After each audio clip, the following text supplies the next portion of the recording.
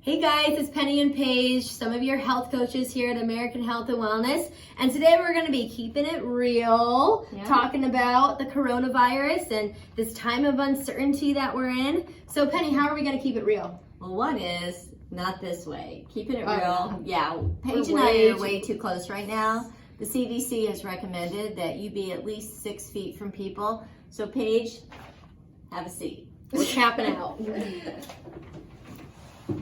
So you know why they want us to be 6 feet from each other, right?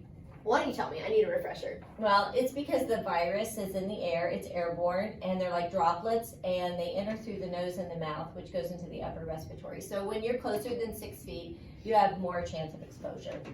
So we don't want to be close to people, and the current recommendation is that we're also not supposed to be having more than 10 people together in the room, just because that's going to limit your exposure even more. But it's also important for us to clean our workstations, right? Yes, yeah. So when you're, like you were saying before, the CDC was recommending that we not meet in groups of 50 or more. Now, this week later, we're up to only meeting in groups of 10 or less.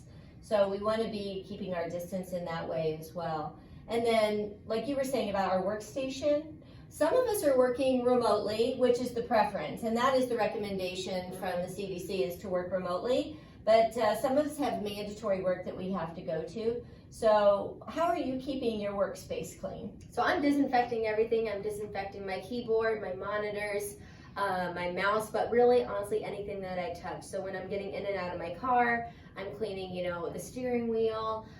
Even in my home, I'm trying to keep that clean as well. Well, and don't forget, if you don't work in an office and you're in manufacturing, whatever tools you're touching, and don't forget about doorknobs and things like that, which leads me to about washing your hands.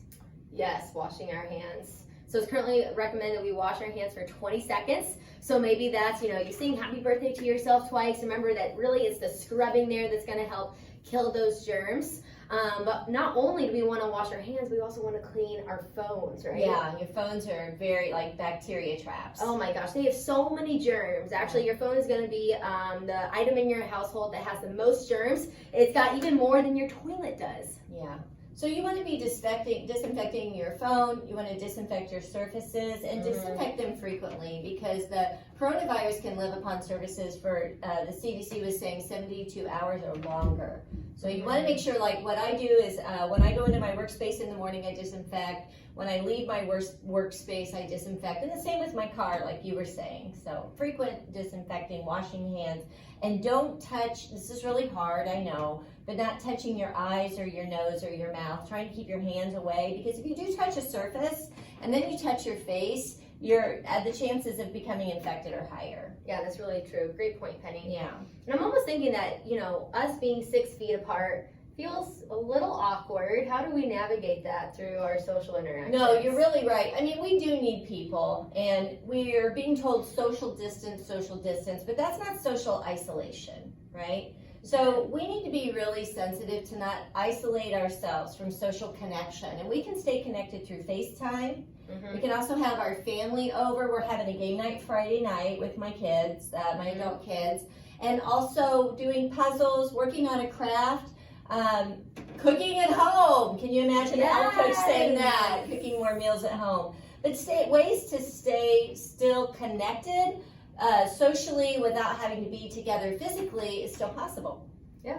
Well, these are all great points. A lot of this information today came from the CDC, the Centers of Disease Control. Look forward to our next session where we're going to be diving more into some of these lifestyle factors that are being impacted by this virus. Yeah, we'll see you guys next time. Stay tuned.